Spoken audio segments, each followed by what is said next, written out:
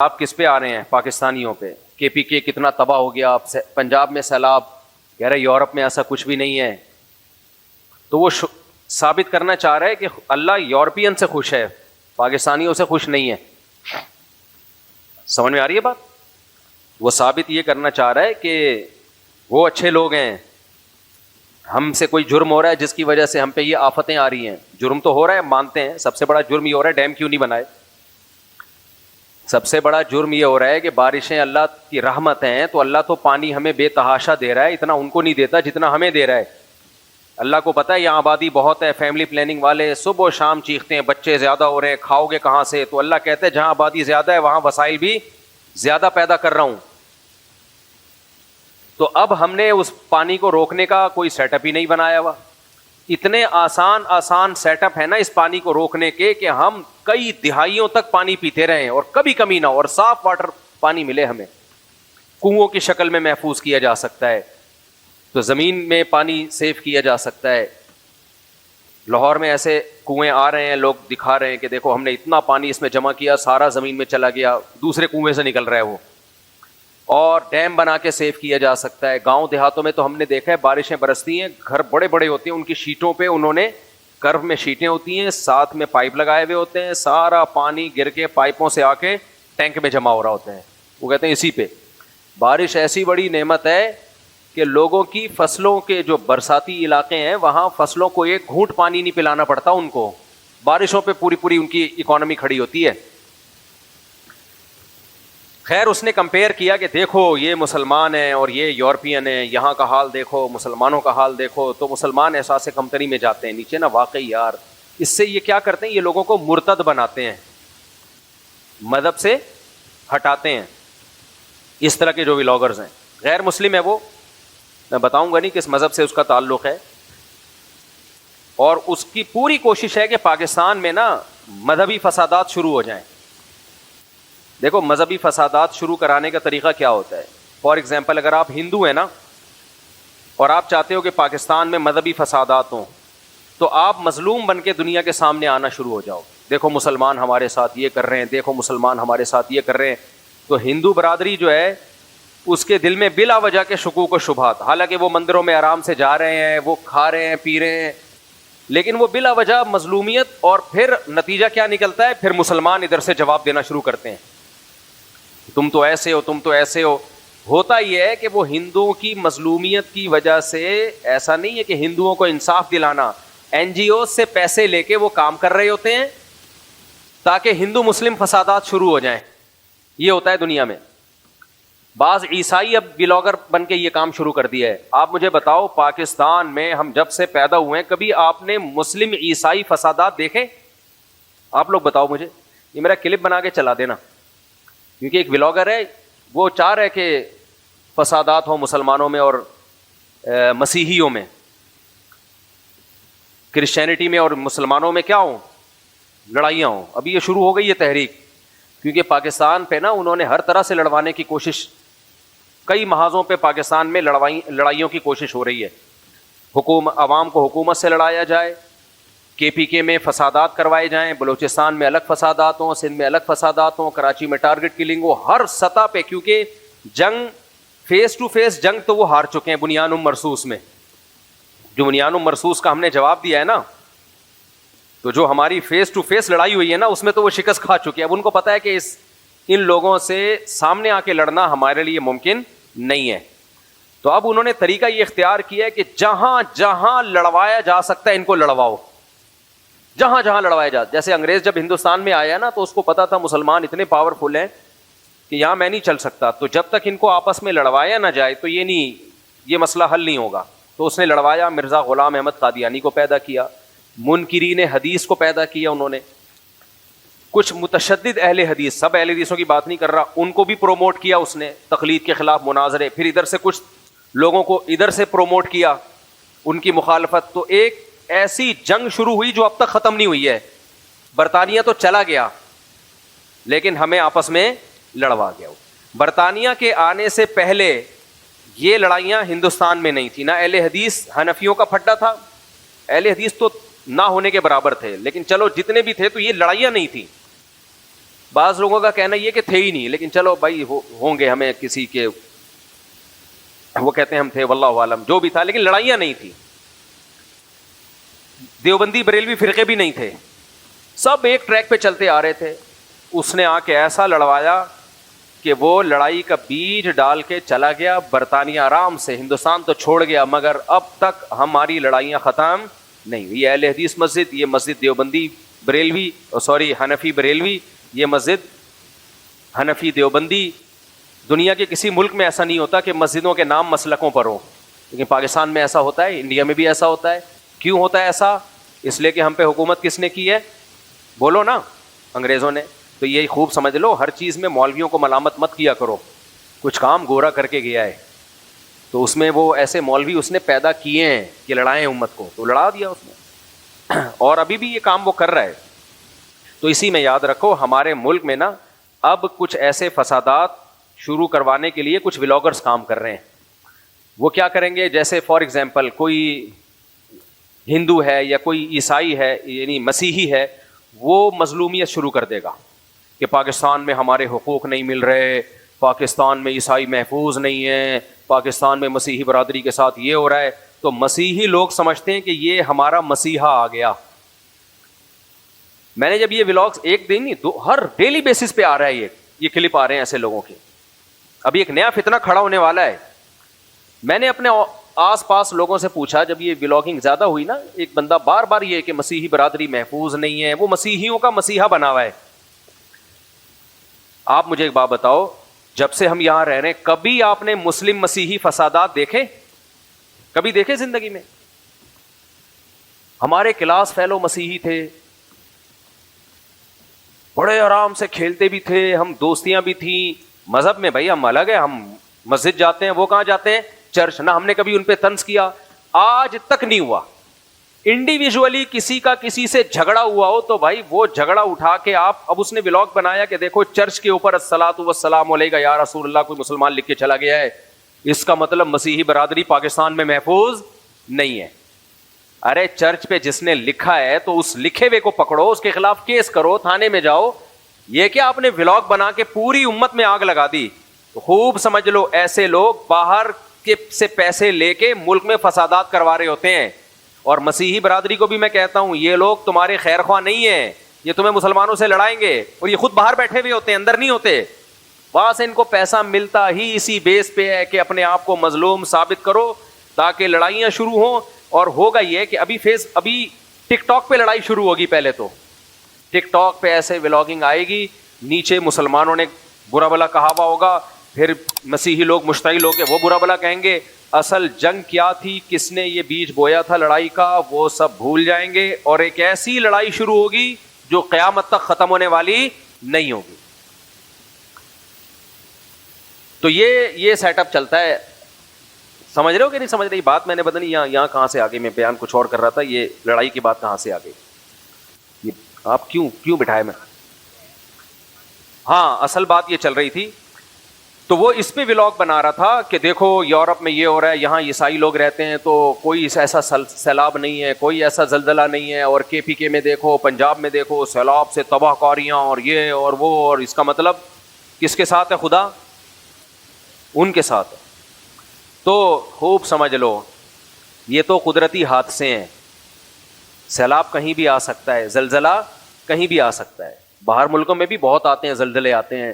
Japan میں نہیں آتے ہر 4 دن کے بعد زلزلہ آیا ہوا ہوتا ہے, ساری دنیا میں ہوتا ہے. ان کے حکمرانوں نے پہلے سے انتظام کیا ہوا ہوتا ہے, ڈیم بنائے ہوئے ہوتے ہیں آفتوں سے بچنے کے لیے. سیلابی ریلے کینیڈا میں میں نے پورا سسٹم دیکھا, میں حیران ہوں. انہوں نے دیکھا کہ 400 سال پہلے یا 300 سال پہلے جو سیلاب آیا تھا کتنا تھا, یعنی وہ کیلکولیشن کرتے ہیں کہ زیادہ سے زیادہ پانی کی سطح کہاں تک جا سکتی ہے, اس حساب سے پہلے سے پلاننگ کر کے پانی نکلنے کے راستے بنا دیتے ہیں وہ.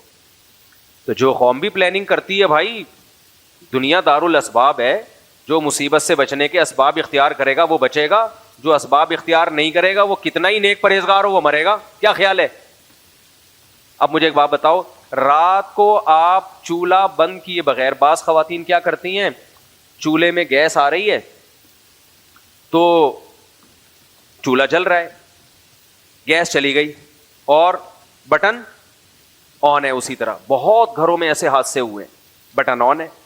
اب یہ خاتون نیک بھی ہیں, شرعی پردہ بھی کرتی ہیں, راتوں کو اٹھ کے تہجد بھی پڑھتی ہیں, اپنے شوہر کی اطاعت اور فرما برداری, یہ میں خوابوں کی باتیں کر رہا ہوں, آپ حقیقت سے اس کو نہیں, شوہر کی اطاعت, ساس سسر کی بہت زیادہ خدمت وغیرہ وغیرہ. تو کتنی نیک خاتون ہیں, لیکن رات کو غفلت کیا کرتی ہے, دیکھ کے سوتی نہیں ہے کہ بھائی کراچی ہے, رات کو گیس جا سکتی ہے, بتائے بغیر جاتی ہے گیس. کتنے گھروں میں ایسا ہوا کہ نل کے کھولے ہوئے ہیں, پانی نہیں آ رہا تو نل کا کھولا ہی رہ گیا کہ یار پانی نہیں آ رہا, بند تو کرو, جب آئے گا تو ضائع ہوگا. یہ تو آئے دن گھروں میں یہ واقعات ہوتے ہیں. اتنا پانی ضائع ہوتا ہے, اتنا پانی ضائع ہوتا ہے. ایک صاحب ایک فلیٹ میں رہتے تھے, 5-6 مہینے کے لیے ٹریولنگ پہ گئے, نل کے کھول کے دیکھے تو پانی نہیں آ رہا تھا. تو اب یہ توفیق نہیں ہوئی کہ اس کو بند کر دو یار, پانی نہیں آ رہا. تو اب جب جانے لگے تو سب جگہ چیک کیا, پانی نہیں آ رہا, نکل لیے. 6 مہینے بعد آئے تو بیڑا غرق ہوا تھا گھر کا, اور فلیٹ والے جو تھے وہ بیچارے پریشان کہ یار ہم ٹینکی فل کرتے ہیں, پانی جاتا کہاں ہے.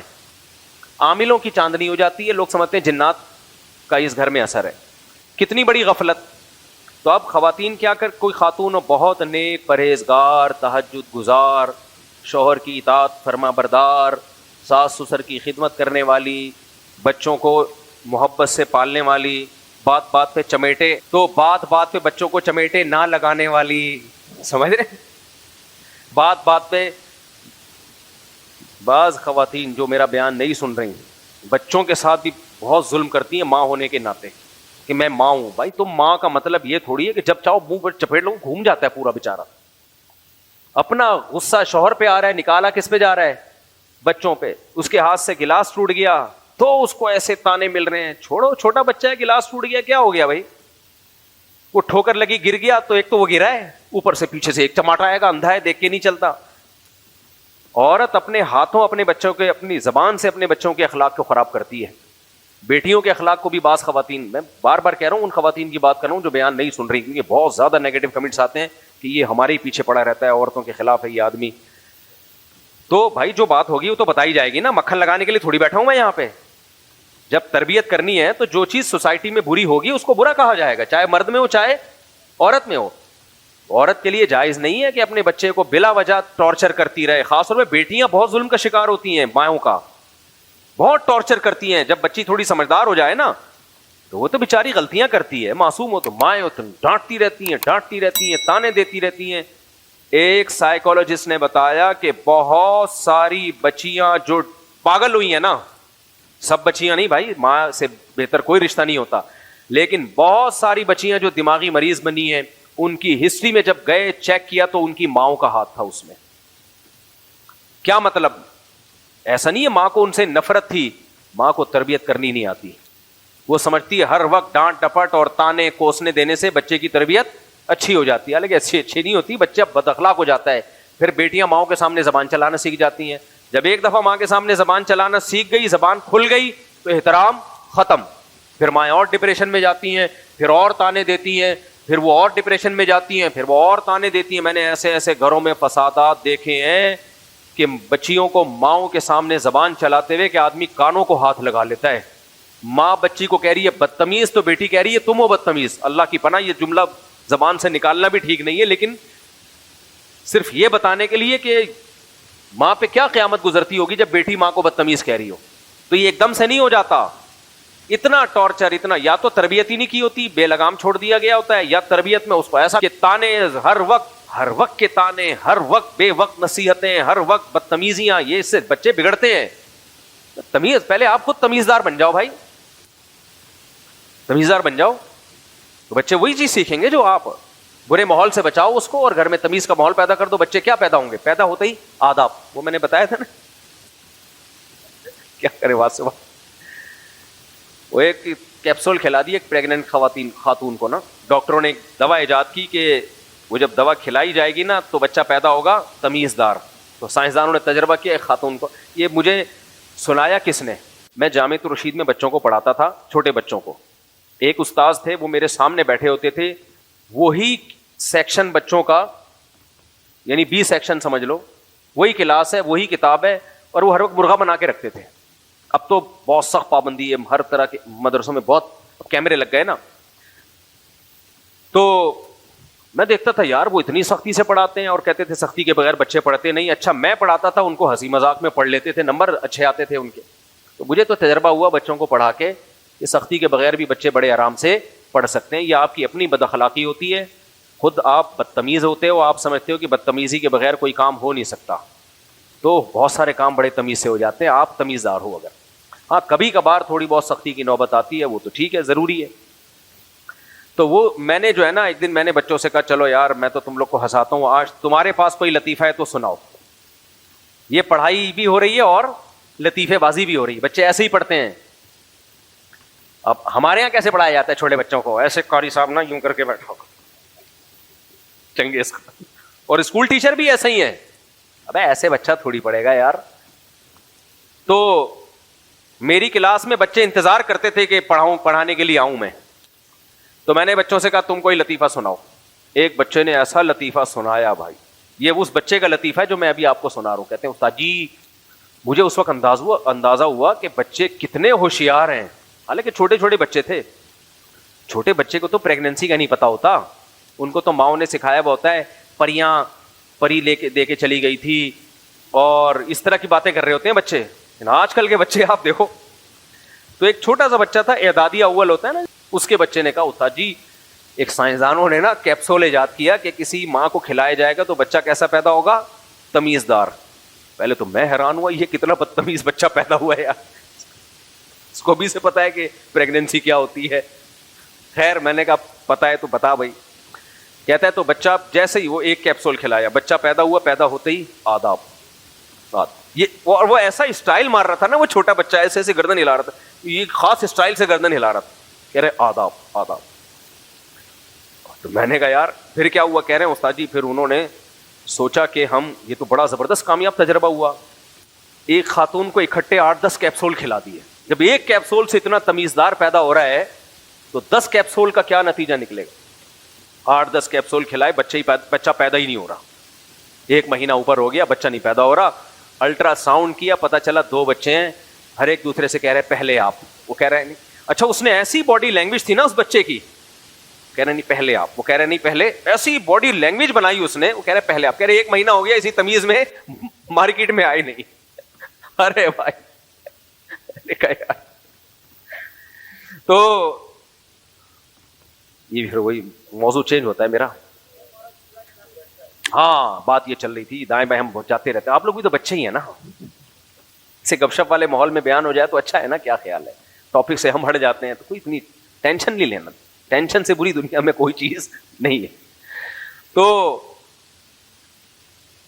تو میں یہ عرض کر رہا تھا کہ ہاں چولہا, وہ مائیں کوئی تھوڑی سی مثال دے رہا تھا کہ کتنی نیک شریف ماں ہو, شریف شرفا عورت ہو, بچوں کو بات بات پہ چماٹے بھی نہیں لگاتی ہو, شوہر کی اطاعت بھی کرتی ہو, ساس سسر کی بھی خدمت کرتی ہو, اور تہجد بھی پڑھتی ہو, اور شوہر کی آمدن میں حد سے زیادہ خرچ بھی نہ کرتی ہو, اس کی جیب دیکھ کے خرچ کرتی ہو, پینٹ سے غیر موجودگی میں پیسے بھی نہ نکالتی ہو, اور آپ کی آنکھ کھل جائے. یہی ہوگا آخر میں کہ خواب دیکھ رہا تھا میں. خیر اتنی نیک شریف شرفا عورت جو اپنی بیٹیوں کو تانے کوسنے بھی نہ دیتی ہو, بات بات تو ہے ہی ایسی, کمبخت تیرے, اندھی ہے, نظر نہیں آتا, ہاتھ ٹوٹے ہوئے تیرے, زبان کاٹ دوں وغیرہ وغیرہ, ایسا بھی نہ کرتی ہو, بلکہ بیٹی سے ایسے بات کرتی ہو, بیٹی ماشاءاللہ تم بہت اچھی ہو, تم نے تھوڑا سا روٹی پکانے میں بے احتیاطی کی ہے, بیٹا تھوڑا سا خیال کر لیا کرو, تمہارے ابا کو ٹائم پہ کھانا نہیں ملتا تو ان کو تکلیف ہوتی ہے, تو بیٹا بنا لو, اس طرح سے بات کرتی ہو, ٹھیک ہے نا.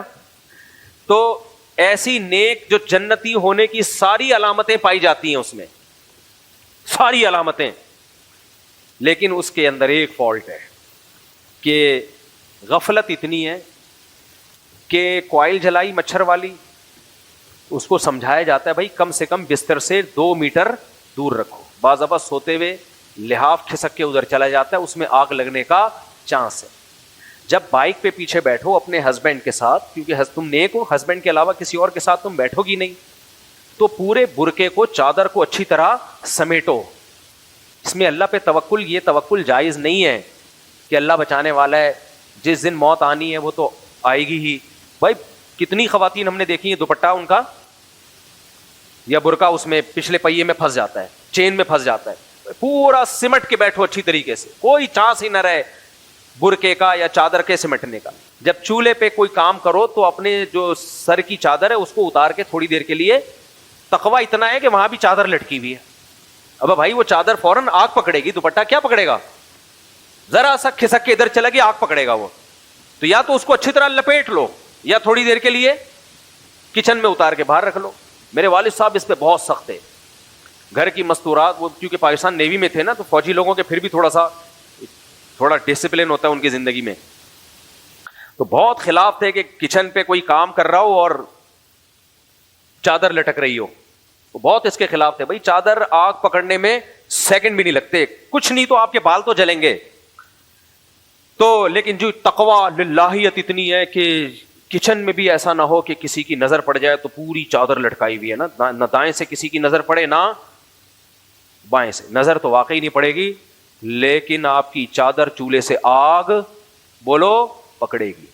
اور آپ کے اس تقوی کی وجہ سے ایسا نہیں ہوگا, آپ کی اس عفت اور پاک دامنی جس پہ فرشتے, آسمان کے فرشتے رش کرتے ہیں, رش کریں گے وہ اور سلام کریں گے, لیکن چولہا یہ باتیں نہیں جانتا.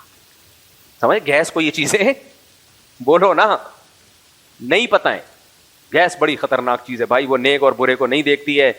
تو ایسی خاتون نے کیا کیا, کراچی میں رات کو جب چولہا وہ جل رہا تھا تو اسی دوران گیس چلی گئی, اور جب صبح 5 بجے گیس آئی ہے تو چولہے سے گیس نکلنا شروع. اب جب گیس نکلنا شروع ہوگی تو یہ جب نیک پرہیزگار صوم و صلات کی پابند خاتون جب جا کے ماچس کی تیلی بھڑکائیں گی تو آگ لگے گی کہ نہیں لگے گی. اس میں اگر کوئی یہ کہے, اور ایک خاتون ہے جو نیک نہیں ہے, 2 نمبر خاتون ہے, بچے کو بات بات پہ چماٹے مار مار کے اس کا کچومڑ بنا دیا, شوہر کی 2 ٹکے کی ویلیو نہیں ہے, نہ نماز نہ روزہ نہ حج نہ زکوٰۃ نہ صدقہ, زبان 1.5 فٹ کی. اس میں آپ کو جاگنے کی ضرورت خواب سے نہیں ہے. لیکن وہ کیا کرتی ہے, اس کو دنیا بڑی عزیز ہے, دنیا بڑی عزیز ہے اس کو پتا ہے بھائی, اس نے کورسز کیے ہوئے ہیں, ڈسپلن, ہوم مینجمنٹ کے کورس کیے ہوئے ہیں, اس نے ہاؤس مینجمنٹ کے کورس کیے ہوئے ہیں, گھر داری سیکھی ہوئی ہے اس نے کہ بھائی جب سردیوں میں ہم ہیٹر جلائیں گے تو ایسا ہو سکتا ہے کہ گیس چلی جائے, تو اس کی SOPs کیا ہیں, دروازہ کھلا رکھنا ہے وغیرہ وغیرہ. 20 قسم کے کورسز کیے ہوئے اس نے, اور وغیرہ وغیرہ. اور پھر چولہے کے بارے میں سلنڈر کی جو کتاب پوری پڑی ہوئی ہے کہ کس طریقے سے پھٹتا ہے یہ سلنڈر, اور جب یہ سلنڈر پھٹے گا تو کون کون مرے گا, کس کے مرنے کا چانس ہے. تو ایسے گھر میں حادثے ہوں گے لیکن وہ پلاننگ کے تحت ہوتے ہیں. پھر حادثے جس کو مروانا ہو تو اس وقت سلنڈر کو پٹوا دیا جائے. خیر, تو یہ ساری چیزوں پر اس نے دسترس ہے اس کی. اس کے بعد اب مجھے ایک بات بتاؤ, اس کے گھر میں کبھی ایسا حادثہ ہوگا؟ نہیں ہوگا نا. اب اس پہ کوئی ولاگ بنائے, دیکھو یہ جتنے نیک لوگ ہیں انہی کے چولہے بھی پھٹ رہے ہیں, انہیں کی گیس سلنڈر بھی پھٹ رہے ہیں, وہی آگ میں جل کے ہلاک بھی ہو رہے ہیں, اور یہ دیکھو 2 نمبر لوگ ہیں, نہ نماز نہ تہجد, لیکن نہ مشرک بھی ہیں, لیکن ان کے ہاں اب تک کوئی جلنے کا واقعہ نہیں ہوا. تو میرے بھائی یہ, اور اس سے آپ ثابت کر رہے ہو کہ اسلام برا مذہب ہے. معاذ اللہ, اسلام کو برا بلا کہہ رہے ہو آپ بول رہے ہو کہ دیکھو یہ مسلمانوں کے یہاں حادثے ہوتے ہیں اور غیر مسلموں کے یہاں حادثے نہیں ہوتے. یار اس کی آواز تھوڑی سی بڑھائیں, مجھے بہت چیخنا پڑ رہا ہے بولنے کے لیے. مسلمانوں کے یہاں حادثات ہوتے ہیں, غیر مسلموں کے یہاں حادثات نہیں ہوتے. اسلام باطل مذہب ہے اور ہندو مذہب زیادہ اچھا ہے, مسیحی مذہب زیادہ اچھا ہے, یہودیت زیادہ اچھی ہے, ان کے حادثے نہیں ہوتے, ان کے اتنے حادثے ہوتے ہیں. کوئی عقل مند اس بات کی بیس پہ مان لے گا کہ اسلام اللہ کا پسندیدہ مذہب نہیں ہے اور غیر مسلموں سے اللہ کو زیادہ محبت ہے؟ مان لے گا کوئی عقل مند؟ کبھی بھی نہیں مانے گا. بھائی دنیا دار الاسباب ہے, جو مصیبت سے بچنے کے اسباب اختیار کرے گا وہ بچے گا, جو اسباب اختیار نہیں کرے گا وہ مرے گا, چاہے کتنا نیک ہو. پٹرول چھڑک کے کسی نمازی پہ آگ لگاتے وہ بھی مرے گا, سمجھ رہے ہیں, اور کسی کے بے نمازی کے پہلے سے پٹرول تھا اور آگ لگی ہوئی تھی, پانی ڈال دے تو وہ بھی بچے گا. تبھی دنیا دار الاسباب ہے. دنیا میں اللہ نے کامیابی دنیا میں اسی کی رکھی ہے جو اسباب اختیار کرے گا تبھی تو ہمارے نبی صلی اللہ علیہ وسلم نے بھی دنیا میں مصیبتوں سے بچنے کے لیے, پریشانیوں سے بچنے کے لیے اسباب اختیار کیے ہیں. غزوہ خندق کی میں بار بار مثال دیتا ہوں. چاروں طرف سے اسلام دشمن قوتوں نے مدینہ پہ حملہ کرنے کا ارادہ کیا, تو آپ نے اسباب نہیں اختیار کیے. خندقیں اتنی بڑی بڑی کھودی کہ جانور گھوڑے اس کو پار نہ کر سکے, اسباب اختیار کیے. معجزے کرامات بہت تھوڑے ہوتے ہیں اور اس پر شریعت کا مدار نہیں ہوتا, اس پہ ہم اپنی زندگی کے اصول نہیں بنا سکتے. زندگی گزارنے کے اصول بنانے کے لیے اسباب اختیار کرنے پڑیں گے. یہاں ایک اور میں بات کر کے پھر اپنے اصل ٹاپک کی طرف آتا ہوں, آپ کو کم از کم میرا ٹاپک یاد رہتا ہے, اس لیے ایک اور اہم بات کروں. میرا ایک ابھی بیان چلا ہے, شارٹ کلپ چلا, کافی لوگوں نے سنا اس کو. میں جب کوئی ایسا شارٹ کلپ جاتا ہے نیچے کمنٹ ضرور پڑھتا ہوں, اس کمنٹ سے مجھے پتا چلتا ہے کہ میری اس بات کو لوگوں نے کتنا سمجھا ہے اور کتنا نہیں سمجھا. یہ لازمی ہے, آپ جب بات کرتے ہیں نا تو بہت سے ہمارے مذہبی اسکالرز ہیں بات کر کے ممبر سے اٹھ کے چلے گئے, بس دیکھتے ہی نہیں اس کا لوگ اس سے کیا سمجھ رہے ہیں. تو مجھے اس کمنٹ سے بڑا فائدہ ہوتا ہے کہ میری بات کا لوگ صحیح مطلب سمجھے بھی ہے کہ نہیں سمجھے, وہ کمنٹ سے پتا چل جاتا ہے. خاص طور پہ نیگیٹو کمنٹس میں کس چیز کو یہ اس نے ہائی لائٹ کیا ہے. میرا ایک بیان چلا ہے ابھی جس میں لوگوں سے یہ کہہ رہا ہوں کہ آپ کو چاہیے کہ کچھ اپنا ہاتھ تنگ کر کے کم سے کم 1 سال کی آمدن بچا کے رکھیں. میں نے یہ بیان کیا, آپ کی تنخواہ ہے, آپ نے کیا کیا, ہینڈ ٹو ماؤتھ چلیں آپ اور بچائیں. کتنا بچائیں آپ دیکھیں, آپ کے گھر کا ضروری خرچہ کتنا ہے, عیاشی والا نہیں, ضروری خرچہ. مثال کے طور پہ آپ کے گھر کا ضروری خرچہ 1 لاکھ روپے آج اگست 2025 میں کتنا ہے, 1 لاکھ. تو آپ نے کم سے کم جو ہے نا 1 سال کا خرچہ بچانا ہے, پیسے جوڑ جوڑ کے. اور 1 سال کا کتنا بنے گا, 12 لاکھ. تاکہ آج اگر آپ جاب لیس ہوتے ہیں تو آپ کے لیے دوسری جاب تلاش کرنے تک کا انتظام گھر میں موجود ہو, آپ دوسروں کے سامنے ہاتھ نہ پھیلائیں اور ڈپریشن میں نہ جائیں. اور میں نے یہ بھی کہا کہ وہ جو 12 لاکھ روپے آپ جمع کریں گے نا, تھوڑا سا کنجوسی کر کے, کنجوسی کا مطلب یہ جائز کنجوسی ہے. بیگم کو بھی بولیں, بیگم دیکھو جاب کبھی بھی جا سکتی ہے, ہم تو پورا, اکثر میں نے جاب والے لوگوں کو دیکھا مہینے کے آخر میں پان گٹکے کے پیسے بھی نہیں ہوتے ان کے پاس, اور کہہ رہے ہیں مہینے کا آخری چل رہا ہے, مہینے کا آخری چل رہا ہے. بھائی آخری چل رہا ہے تو کیا مطلب, یہ آخری دنوں میں نہیں کھانا تو نے کیا, شروع سے تمیز سے لے کے چلتے ہیں. 31 دن کا یا 30 دن کا مہینہ ہے تو اتنا خرچ کروں کہ 31 تک چلوں تو میں آرام سے. سخاوت کر دی شروع میں, اڑا دیے گولے گنڈے میں اور پیزے برگر میں اور اوٹ پٹانگ حرکتوں میں. اب مہینے کا آخر چل رہا ہے, جیب میں دھیلا ہی نہیں ہے. تو اس پہ پھر میں نے یہ سمجھایا تھا کہ دیکھو اتنا بچاؤ. بیگم کو بھی سمجھا دو, بیگم یہ میرے تمہارے فائدے کے لیے. بیگم نہ مانے تو تھوڑا سختی بھی کرو اس کے اوپر, کیونکہ یہی بیگم کل آپ کو چھوڑ کے چلی جائے گی جب جیب میں پیسے نہیں ہوں گے. کتنے لوگ ہیں جاب لیس ہوئے, کھانے پینے کو انہوں نے کچھ جمع ہی نہیں کر کے رکھا ہوا تھا, جاب لیس ہوئے, کھانے پینے کو نہیں ہے, تو جس بیگم پہ خرچ کیا تھا نا وہی ٹاٹا کر کے چلی گئی, وہی ٹاٹا کر کے جا رہی ہے. اور وکیل تو بیٹھے ہوئے ہیں, چند وکیل اچھے بھی ہیں الحمدللہ. میجورٹی وکیلوں کی ایسی ہے جو خواتین کو خلا دلانے کے لیے بیٹھے ہوئے ہیں, کیونکہ ان کی آمدن اسی سے, وہ خلا کا کیس فائل کریں گے, فیس ملے گی ان کو. تو وہ تو یوٹیوب پہ آپ دیکھ لو, ٹک ٹاک پہ کلپ بنا کے خواتین کو برگلا رہے ہیں بغاوت پہ کہ جس عورت کو اپنا شوہر پسند نہیں ہے, ٹینشن لینے کی ضرورت نہیں ہے, ہم بیٹھے ہیں جمشید سے اس کی شادی کروائیں گے ہم. صحیح ہے نا. تو وہ بیٹھے ہوئے, تو خواتین آ جاتی ہیں, بھائی ماشاء اللہ تو بہت مناسب فیس میں ہمیں اس شوہر سے جان چھوٹ رہی ہے. تو ایسے سانپ تو بیٹھے ہوئے, اشدہے بیٹھے ہوئے. تو اس لیے میں نے اس پہ یہ سمجھایا تھا کہ بھائی کم سے کم 1 سال, زیادہ نہیں, کیونکہ زیادہ کی پھر کوئی حد نہیں ہے. پھر تو زندگی کی عیاشیوں سے ہی اور زندگی کے راحتوں سے چلے جاؤ گے نا آپ. زیادہ کی تو کوئی انتہا نہیں ہے. زیادہ تو پھر جمع مالا وعددہ میں آتا ہے, ہر وقت مال جمع کر کے رکھنا اور کنجوسی, اپنے اوپر بھی خرچ نہ کرنا, دوسروں پہ بھی خرچ نہ کرنا, وہاں پھر توکل کیا جائے. تو کم سے کم کتنا جمع کرنا ہے, 1 سال. تو میں نے کہا اگر آپ کا گھر کا خرچہ ایک متوسط گھر کا 1 لاکھ میں آرام سے گزارا ہو جاتا ہے, تو آپ نے بچا کے 12 لاکھ, اور وہ 12 لاکھ گولڈ کی شکل میں جمع کریں, کرنسی کی شکل میں جمع نہ کریں. ڈالر میں اس لیے نہیں کہ اللیگل ہے, اور گولڈ میں جمع کریں, اور گولڈ بھی وہ والا لیں جب چاہیں کیش کرا دیں اس کو, کسی کمپنی کا ہو, اور وہ لاکر میں ڈال دیں, بھول جائیں اس کو. یہ آڑے وقت کے لیے آپ نے رکھا ہوا ہے. خدا نخواستہ جاب گئی جاب تلاش کروں گا، جب تک نہیں ملے گی کھانے پینے سے نہ جائیں بھائی، تو یہاں سے نکال کے بقدر ضرورت استعمال کر سکے ہم.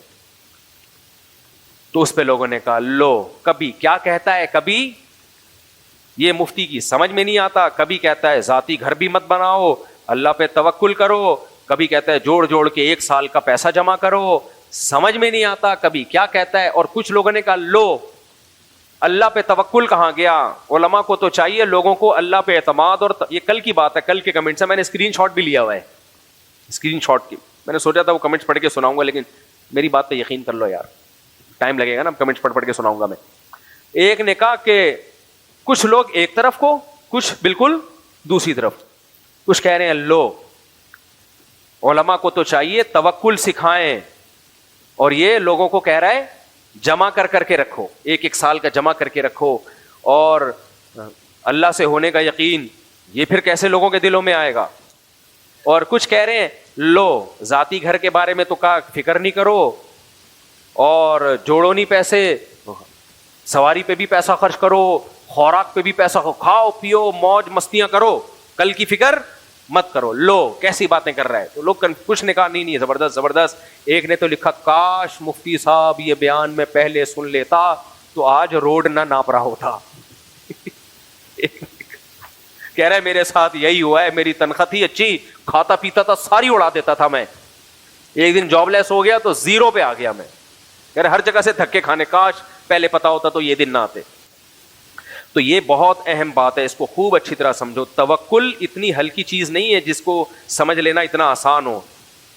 یہ پورا ایک ٹاپک ہے کہ کہاں توکل کرنا ہے اور کہاں توکل کرنا ہے، لیکن اس طریقے سے جس طرح شریعت نے بتایا ہے، جس کو ہم یوں بھی کہہ سکتے ہیں کہاں توکل نہیں کرنا. اصل میں تو توکل ہر جگہ ہی کرنا ہے، لیکن وہ دیکھنے میں ایسا لگتا ہے کہ توکل نہیں ہے. یہ بہت اہم ٹاپک ہے، یہ ہلکا یہ تو اہل اللہ کی صحبت میں بیٹھ کے سمجھ میں آتا ہے کہ توکل کا موقع کیا ہے اور کون سا توکل ایسا جو بے موقع ہے. تو اس میں خوب اچھی طرح سمجھو. دیکھو نبی صلی اللہ علیہ وسلم کی صحیح حدیث ہے، اجملوا فی الطلب وتوکلوا علیہ. فرمایا کسی چیز کو طلب کرنے میں اعتدال سے کام لو، اور کس پہ توکل کرو؟ اللہ پہ. خدا کی قسم یہ حدیث سنہری حروف سے لکھنے کے قابل ہے. انگریز کے پاس یہ حدیث نہیں ہے، لہذا وہ کنفیوز ہے کتنا جمع کرنا ہے اور کیا نہیں کرنا. کنجوسی کسے کہتے ہیں، سخاوت کسے کہتے ہیں، اس کا انگریز کے پاس کوئی معیار نہیں ہے. ہمارے نبی نے زبردست پہلی بات اجملوا فی الطلب کا مطلب طلب کرنی ہے. یعنی طلب کا کیا مطلب؟ آپ نے اسباب اختیار کرنے، طلب اسی کو کہتے ہیں نا، یعنی اسباب اختیار کرنے ہیں مصیبت سے بچنے کے. اسباب اختیار کیے بغیر اللہ پہ اعتماد اور توکل یہ اسلام میں جائز نہیں ہے. اسباب اختیار کرنے ہیں آپ نے. پہلا تو ہمیں یہ پتا چل گیا. اب مجھے وہ بتاؤ، جو آدمی مہینے کے کماتا ہے، کیا یہ دن رات ہم واقعات نہیں سنتے کہ جاب چلی گئی، کمپنی بیٹھ گئی، یہ ہو گیا؟ لوگ کہتے ہیں گورنمنٹ جاب میں کوئی نقصان نہیں ہوتا. کیوں نہیں ہو سکتا بھائی؟ اسٹیل مل پوری بند نہیں ہو گئی؟ ہمارے جو اسٹیل مل کے لوگ تھے پورے اسٹیل کے چمچ بھی نہیں چھوڑے انہوں نے، ایک چمچ تک نہیں چھوڑا انہوں نے.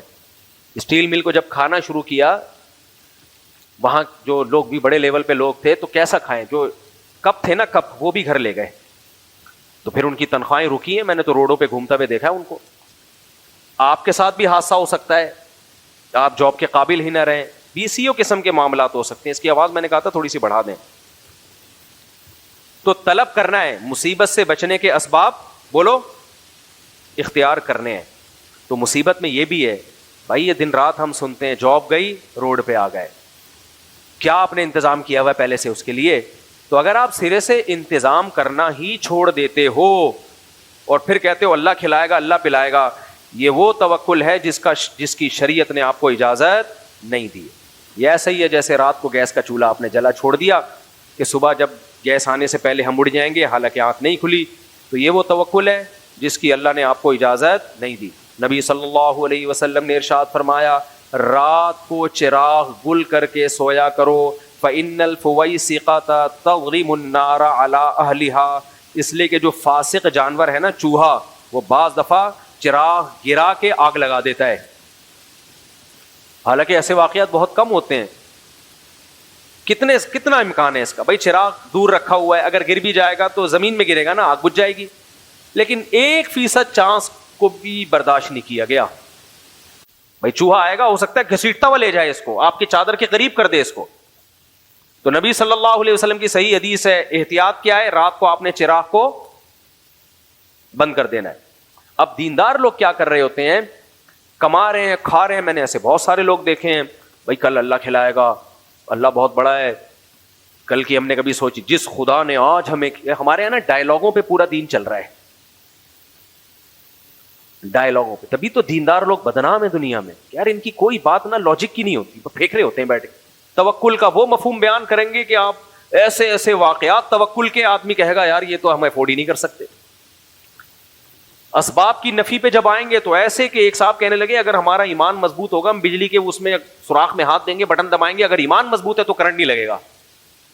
میں نے کہا بھائی جتنا بھی ایمان مضبوط ہو, کرنٹ کا کام ہے لگنا. میں نے کہا یقین نہیں آتا, میں ایک چماٹ مارتا ہوں, لگے گا کہ نہیں لگے گا؟ تو چماٹ تو ہلکی چیز ہے, جب وہ لگ رہی ہے تو کرنٹ تو بہت اوپر کی چیز ہے. کرامتوں کے واقعات الگ ہوتے ہیں, وہ اللہ کی طرف سے ہے. اللہ بچانا چاہے تو بھائی آپ سوراخ میں ہاتھ دیں, نہیں لگے گا آپ کو کرنٹ, وہ اللہ بچا. لیکن ہمیں کیا پتا اللہ بچانا چاہتا ہے کہ نہیں بچانا چاہتا, ہمیں تھوڑی پتا ہے. میں بار بار کہتا ہوں نا, ایک صاحب نے مجھے کہا, میں نے کہا یار اس طرف حالات صحیح نہیں جانے, کہہ رہے اللہ بچائے گا. کہہ رہے اللہ نے چاہا تو اللہ بچائے گا. میں نے کہا اگر اللہ نے نہیں چاہا تو ہمیں کیا پتا کہ اللہ کیا چاہ رہا ہے. تو اب کیا ہے کہ یہ ڈائلاگ ہماری زبانوں پہ ہوتا ہے. میں لوگوں سے کہتا ہوں بھائی تم نے کیا جمع کر کے رکھا ہے, آج جاب لیس ہو گئے. تبھی تو میں ایک بات بار بار کہتا ہوں, مجھ سے زیادہ کوئی شادیوں کی ترغیب دیتا ہے کوئی بندہ اس کائنات میں؟ ہمارے ایک دوست تھے ترکی میں, ان کو کوئی فلسطینی ملا, فلسطینی عالم. انہوں نے کہا کہ میں نے اس فلسطینی عالم کو دیکھا آپ کا بیان سن رہے ہیں. عرب عالم ہے, بیان کس کا سن رہے ہیں؟ کہہ رہے میرا بیان لگا کے. کہہ رہے میں نے کہا یہ تو ہمارے کراچی کے بندے. میں نے اس فلسطینی سے پوچھا, انگلش میں ان کی بات ہوئی, وہ انگلش میں جانتے تھے, یار یہ آپ ان کو کیوں سن رہے ہو, تو ہمارے علاقے کے ہیں. کہتے ہیں یار اجمیوں میں واحد مولوی ہے جو 4 شادیوں کی ترغیب دیتا ہے. اس نے کہا عرب میں تو لوگوں رواج ہے, اجمیوں میں رواج ہی نہیں ہے. کہہ رہے ہیں اجمیوں میں واحد آدمی ہے جو لوگوں کو زیادہ شادیوں کی ترغیب دیتا ہے, اس لیے میں دیکھ رہا ہوں کہ یہ تو بندہ عجائب گھر میں رکھنے کے قابل ہے. تو اس لیے کہتے ہیں مجھے سن رہے تھے وہ فلسطینی. تو میں کتنا حریص ہوں شادیوں پر, پتہ ہے نا آپ کو. آپ 10 سال پہلے بھی میرا جو نظریہ تھا آج بھی وہی ہے. 10 سال پہلے بھی اگر کوئی میرے پاس آتا تھا نا کہ میرا بیٹا جوان ہو گیا ہے, 17-18 سال کا ہو گیا ہے, میں اس کی شادی کرنا چاہتا ہوں, اور میں نے کتنے بیانات کیے, ماں باپ کو چاہیے اپنے بیٹے کی خود شادی کر دیا کریں, ساتھ ساتھ اس کی ڈیٹیل بھی بتاتا ہوں میں. تو میں ان سے پوچھتا تھا کہ آپ کا بیٹا کرتا کیا ہے, کماتا ہے, نہیں کماتا نہیں ہے. اچھا پڑھائی میں نمبر کتنے آتے ہیں, A+, A1 گریڈ سے پاس ہوتا ہے, نہیں ہوتا, مت کرو. ٹھیک ہے.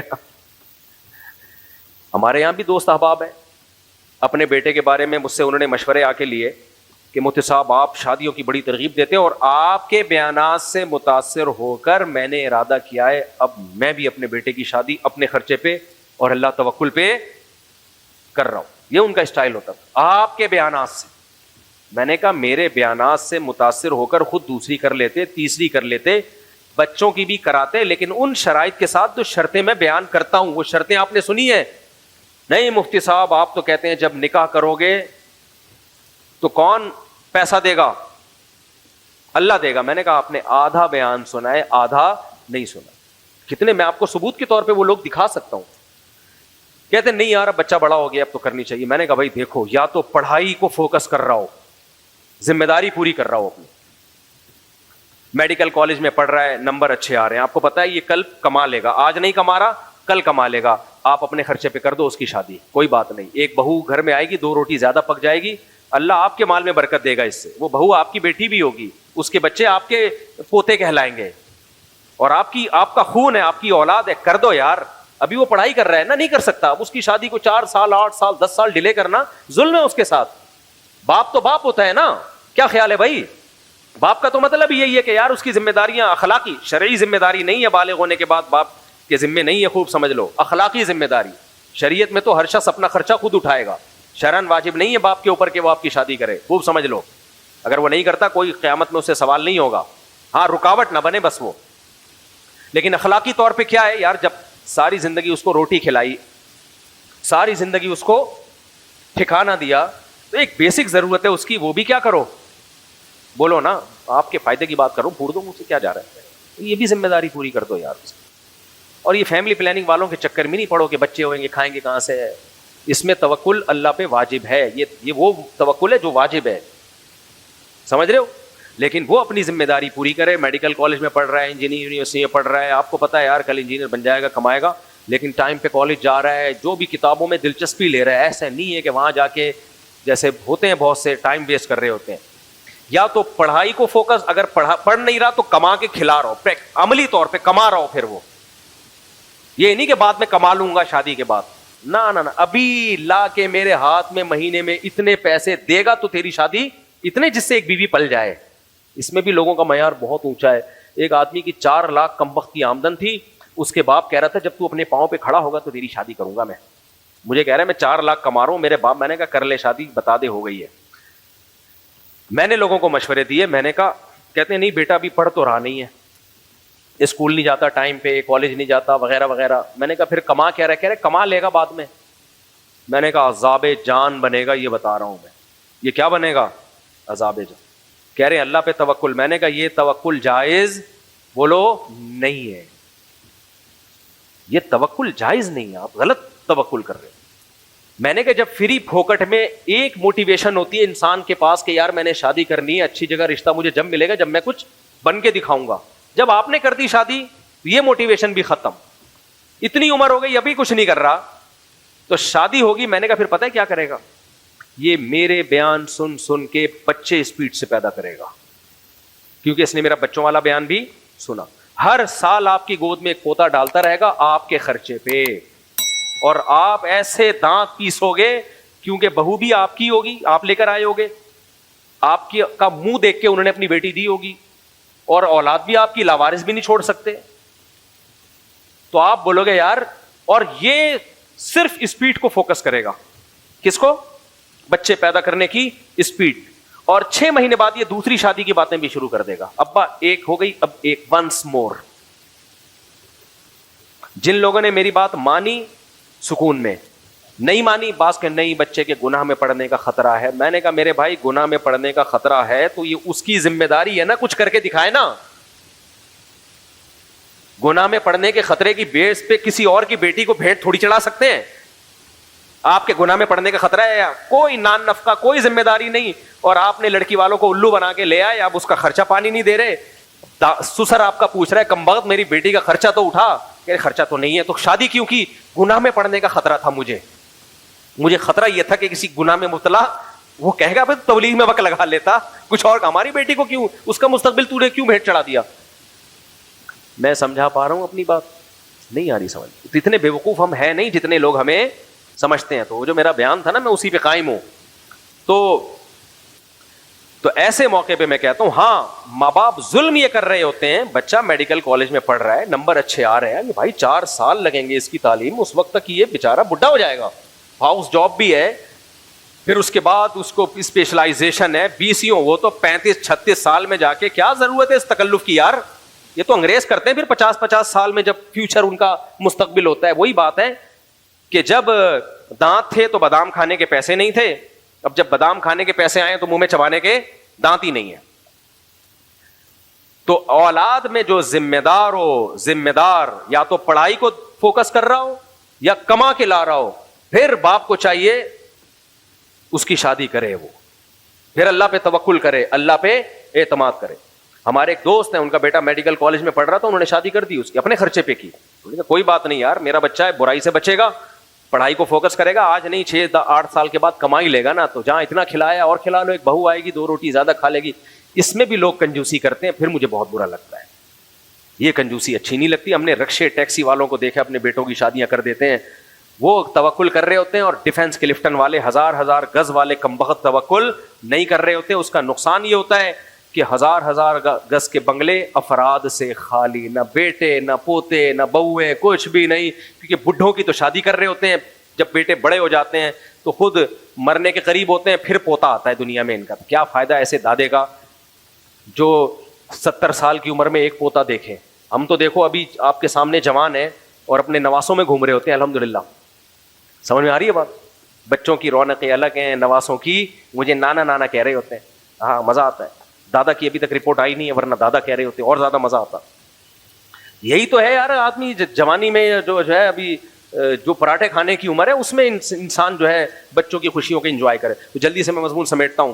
تو نبی صلی اللہ علیہ وسلم نے فرمایا اجملوا فی الطلب. تو ایک بات ہمیں پتہ چلی, اسباب اختیار بہرحال کرنے ہیں. تو یہ جو ہمارے ہاں سیلابوں سے تباہی آ رہی ہے, تو تباہیوں سے بچنے کے ہمارے پاس نہ صرف یہ کہ اسباب نہیں ہے بلکہ ڈبونے کے پورے اسباب ہیں. یہ تو اللہ نے شاید ہمارے دین کی وجہ سے تھوڑا سا بچا لیا ہو, ورنہ ہمارے پاس تو بارش کے 4 چھینٹوں کو ٹھکانے لگانے کا کوئی انتظام نہیں ہے. تو وہ جو ولاگر کمپیئر کر رہا ہے نا, وہاں کی یورپ کی ویڈیو بنا بنا کے اور یہاں کی ویڈیو بنا بنا کے کمپیئر کر رہا ہے, دیکھو وہ کرسچن ہے اور وہ غیر مسلم ہے, ان کے ہاں کوئی تباہی نہیں ہوتی, اور یہ مسلمان ہے, اسلامی ملک ہے, تباہیاں ہی تباہیاں. اور اس سے وہ اسلام کو اصل میں وہ کرنا چاہ رہا ہے کہ اسلام غلط گویا مذہب ہے.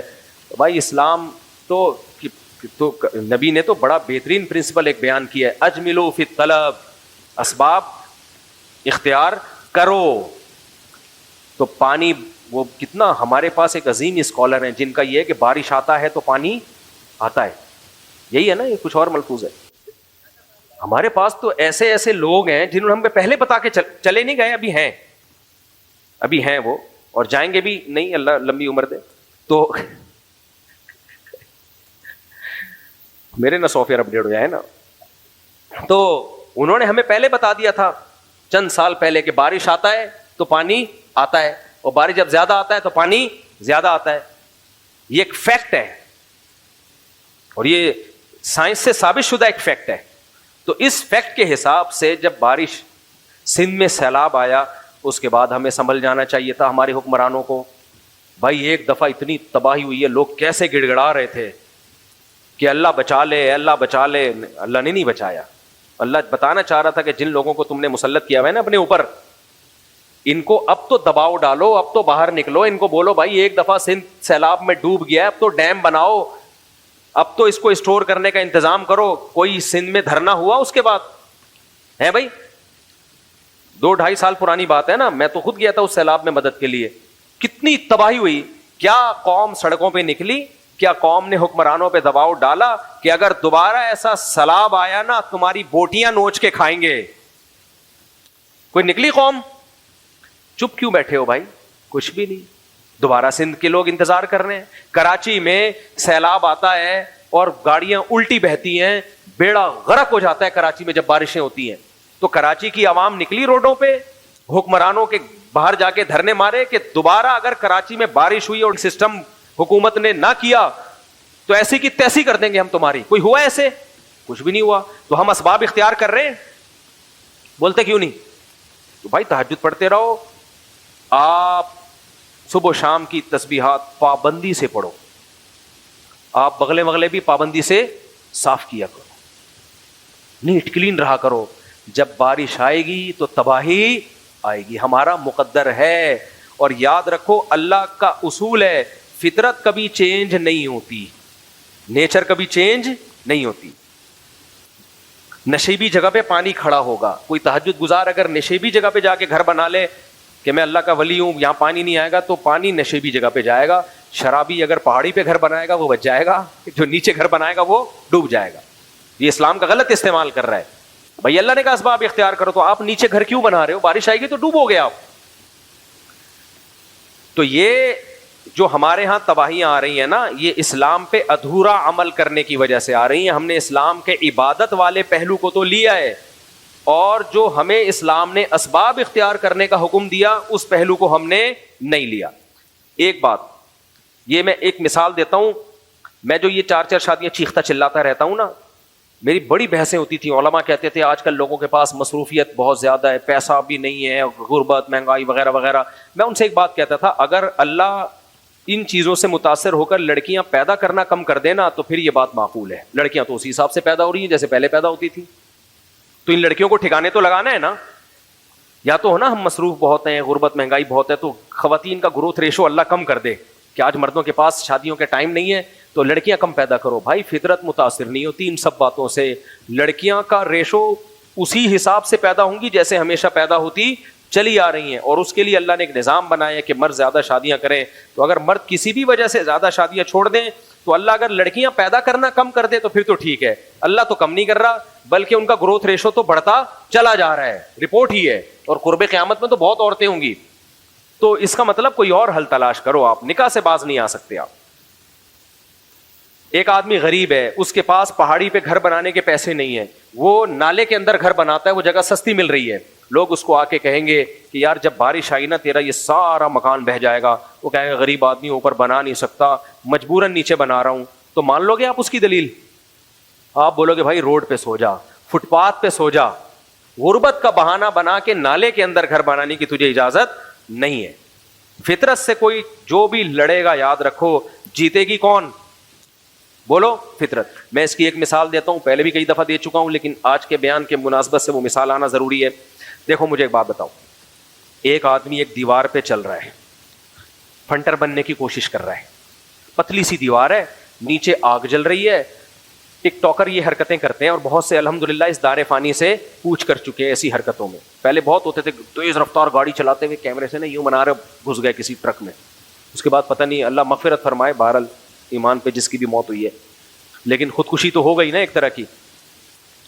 اب آپ کو ٹک ٹاک پہ ویڈیو بنانے کا شوق تھا, دیوار پہ چلنے کی کوئی خاص ٹریننگ بھی نہیں تھی آپ کی, پتلی سی دیوار تھی, نیچے آگ جل رہی ہے, یہاں سے لے کے یہاں تک آپ نے کراس کرنی ہے. آپ کو پتا اگر میں نے یہ اتنی پتلی سی دیوار جس میں نیچے آگ لگ رہی ہے اگر میں کراس کر لوں گا تو بہادری یعنی قائم ہو جائے گی اور میرے جو سبسکرائبر ہیں ٹھکاک سے 1 ملین ہو جائیں گے. لوگ کہہ رہے ہیں کم وقت, یا تو یہ کام کرنا ہی کرنا ہے تو پہلے کسی پتلی دیوار پہ چلنے کی پریکٹس تو کر لے. ایک دم تجربہ کی بھیڑ کیوں چڑھا رہے؟ نہیں مان رہے. مفتی صاحب آئے, مولانا صاحب آئے, انہوں نے کہا اگر گر گیا خودکشی کا گناہ ہوگا, حرام موت مرے گا. سب مسلکوں کے مفتیوں نے سمجھا دیا, گرین چینل والوں نے الگ, وائٹ چینل والوں نے, تاکہ حجت تمام ہو جائے نا. اور جو یہ کہتے ہیں ہمارا سرے سے کوئی مسلک ہی نہیں ہے, حالانکہ ان کا بھی ایک مسلک ہے بھائی, اس نے بھی سمجھا دیا, ہر طرح سے سمجھا دیا. بھائی گیا اکارڈنگ ٹو اسلام تو اس آگ میں گرتے ہی کہاں جائے گا؟ جہنم میں. جہنم میں جائے گا کیونکہ خودکشی کا گناہ ہوگا. نہیں آ رہی سمجھ میں. اب چلنے لگا, دیوار بہت اونچی تھی, دیوار بہت اونچی, چلتے چلتے پاؤں گرا, اب نیچے آنا شروع. اب اس کو خیال آیا کہ میں نے علماء کی بات نہیں مانی, جہنم میں جاؤں گا تو میں توبہ کر لیتا ہوں. بیچ میں اتنا ٹائم تھا کہ اس کو توبہ کا موقع, تبھی میں نے دیوار اونچی کی ہے اسی وجہ سے. اگر آپ سمجھتے ہیں کہ نہیں جتنی بھی اونچی دیوار ہو اتنا کہاں ٹائم ملے گا, تھوڑی اور اونچی کر لو. کیا جا رہا ہے بھائی, مثال ہی ہے نا. لوگ نا اس پہ بھی فرضی مثالیں دے دے کے قرآن سنت سننے کے لیے آئے, ہم فرضی مثالوں کے لیے نہیں آئے. بھائی مثال ہی ہوتی ہے, یہ قرآن و سنت سمجھانے کے لیے ہی ہوتی ہے. تو دیوار تھوڑی سی کیا کر لو اور اونچی, اتنی اونچی کر لو کہ راستے میں اس کو خیال آ گیا اور توبہ کر لی اس نے. اب اس نے گڑ گڑا کہ اللہ کے نیچے آ رہا ہے اور توبہ کر رہا ہے, اے اللہ معاف کر دے, میں نے گناہ کیا, کسی عالم کی بات نہیں مانی, اب مجھے پتا ہے میں مروں گا, خودکشی ہوگی, میں گڑ گڑا کے توبہ کرتا ہوں, اے اللہ میرے اس جرم کو معاف کر دے. اور توبہ کی تینوں ارکان پورے کیے اس نے. توبہ کے 3 ارکان ہیں. پچھلے پر ندامت کہ کاش ایسا نہ کرتا, اس وقت چھوڑ دے اس عمل کو, اور یہ نیت کرے اگر اب موقع ملا تو نہیں, اور آئندہ کا عزم کہ کبھی بھی ایسی حرکت نہیں کروں گا, اور دل سے ندامت ہوئی. گناہ معاف ہو جائے گا کہ نہیں ہو جائے گا؟ ہو جائے گا. گناہ کیا ہو جائے گا؟ بولو نا, معاف. لیکن آپ کا کیا خیال ہے, یہ عمل ریورس ہو جائے گا کہ اب نیچے جانے کے بجائے اللہ نے اس کے گناہ کو معاف کیا تو اللہ کہے فرشتوں سے اب ریورس کر دے واپس اس کو, اپنی غلطی پہ اس کو ندامت ہو گئی ہے واپس. اب وہ کہہ رہے اللہ, فرشتے نے آ کے بتایا تیرا گناہ معاف, دل میں تسلی ہو گئی. وہ کہہ رہے اللہ معاف ہوا تو واپس بھیجے نا, واپس بھیجنا, اللہ بھیجے گا واپس.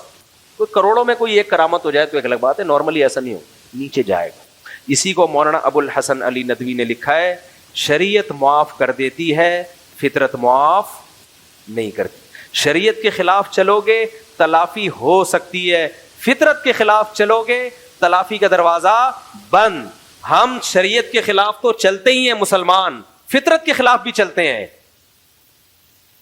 فطرت کے خلاف جو چلے گا اس کی کبھی تلافی نہیں ہوگی, چاہے کتنا نیک ہو. اب یہ اتنا نیک بن گیا, ایسا ایمان کے آخری اسٹیج پہ پہنچ گئی. اس نے کہا اللہ جیسے ہی اب تو مجھے بچا لے, میں بچتے ہی تبلیغ میں 4 مہینے کے لیے نکلوں گا میں, اور اندرون ملک بیرون ملک, اندرونی گشت بیرونی گشت, سارے گشتوں کا اپنی ڈائری میں نام لکھوا رہا ہے. یہ خود بخود ہی خود ہی کہہ رہے ہیں ہاں بھائی بتا کتنے سال کے لیے, 1 سال, سب کچھ ہو جائے گا. اور اللہ اجر بھی لکھ دے گا, 4 مہینے لگانے کا اجر بھی لکھے گا نیت کی وجہ سے. آگ سے نہیں بچے گا, نیچے گرے گا, چیخیں نکلیں گی, اور تکا کباب بن کے جب آگ بجھے گی تو جو اس کی حالت ہوگی.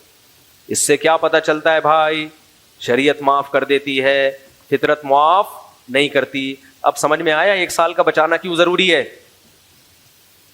جاب لیس ہو سکتے ہو بھائی, کوئی مسائل ہو سکتے ہیں, اگر آپ نے نہیں کیا, پہلے سے انتظام نہیں کیا تو نہیں کا کیا مطلب, جب پیسے نہیں ہوتے تو نہیں ہوتے پیسے. ایسا نہیں ہوگا اوپر سے غیب سے نوٹ برسنا شروع ہو جائیں گے, یا لوگ آپ کو ہدیے دے کے جانا شروع ہو جائیں گے. تو آپ نے اپنا کام پورا کرنا ہے. وہ توکل جس میں انسان دوسروں کے, دیکھو قرآن سے بھی یہ ثابت ہے. عرب لوگ جب حج کے لیے جایا کرتے تھے نا زمانے جاہلیت میں, تو زیادہ راہ لے کے نہیں جاتے تھے. اب کوئی پہلے حج کے سفر 6 8 10 مہینے کے ہوتے تھے, سال کے ہوتے تھے. تو وہ کہتے تھے بھائی ہم اللہ کے مہمان ہیں نا, تو کھلانے والا کون ہے, بولو نا اللہ, پلانے والا کون ہے, اللہ. تو ہم جب اللہ کے مہمان ہیں تو عقلی دلائل بھی کہ جب کسی کے یہاں مہمان بن کے جاؤ تو کیا ٹفن ساتھ لے کے جاتے ہو. یہ نہیں دیکھ رہے کہ اللہ نے وہاں تمہیں کوفتے کھلانے کے لیے نہیں بلایا, اپنے گھر کی زیارت کے لیے بلایا ہے. عام مہمان تو تمہیں بلاتا ہی کھلانے کے لیے ہے نا, وہاں ٹفن لے کے جانا بے اکرامی ہے. یہاں تمہیں مہمان ہو, لیکن کس بات کے مہمان ہو.